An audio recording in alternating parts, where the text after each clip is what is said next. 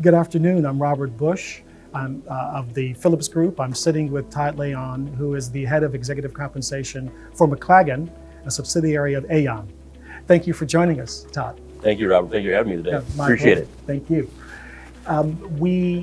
You are sitting on a panel this afternoon discussing bridging strategy, risk, and sustainability.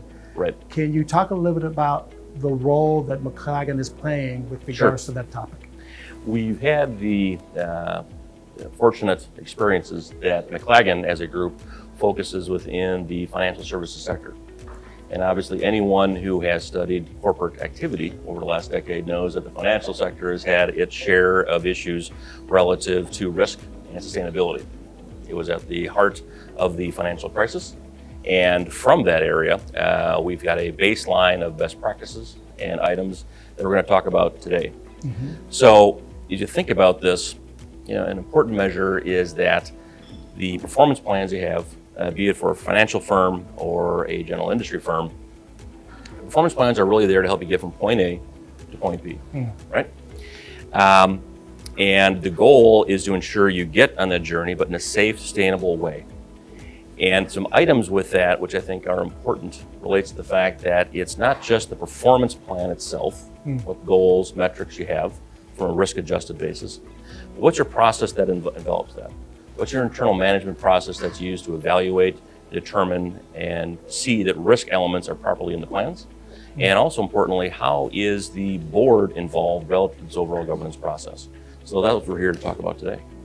And well, in the region, as is the case in the U.S. as well, you have a lot of government-related entities, state-owned enterprises, yes, family businesses. Mm-hmm. So how does one accomplish and benefit from some of the lessons of the crisis, benefit from your services, sure, when you've got such a large and disparate type of customers that may have similar types of issues? Sure. So it's something where we've been fortunate that McGlagan has been in region in Dubai for a number of years. Mm-hmm. So we have a very strong local presence. And how we respond to this is that depending upon the firm, you have various regulations that may apply. Mm-hmm. And that's the baseline standard. From that, we work to incorporate best practices from various regions to that particular firm. But what's been mentioned is that culture is vitally important. You're not trying to impact that culture. The board is very important relative to setting tone and inspecting what it expects.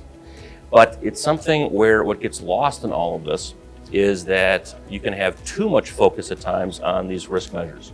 Mm-hmm. What do I mean by that? We all drive cars. And the purpose of a car is to get you from point A to point B, has been for years. Mm-hmm. But if we recall, prior to the 90s, there were no airbags. Mm-hmm. There were no analog brakes, right? Mm-hmm. But today we have those safety devices. And it's the same notion with our performance plans. They're there to get you from point A to point B. Our job is to work with a particular firm to apply the right regulatory requirements, but also best practices to ensure you get to point B in a safe manner, in a safe, sustainable way. And that incorporates risk measures and governance processes that are there. So our goal is to make sure that organization is achieving its results, which has been discussed today, that the overall notion for a corporation is profitability, but in a safe, sustainable fashion that relates to all stakeholders. Right.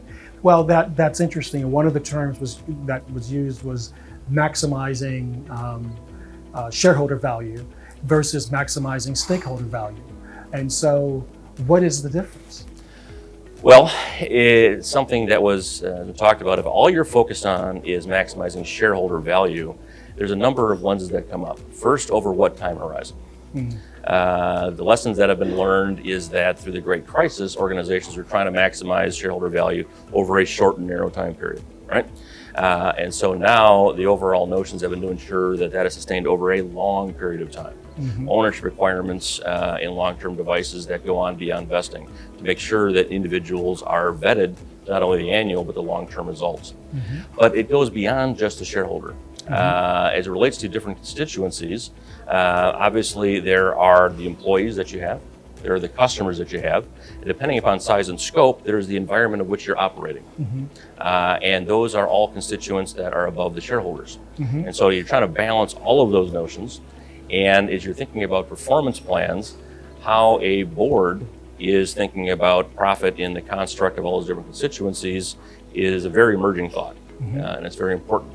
And so those are items that we want to ensure that a board is thinking about on that topic before they ultimately implement these plans that are here. So I agree with the notion that there are multiple stakeholders, and it's something which is evolving literally this minute, how boards are evaluating that topic.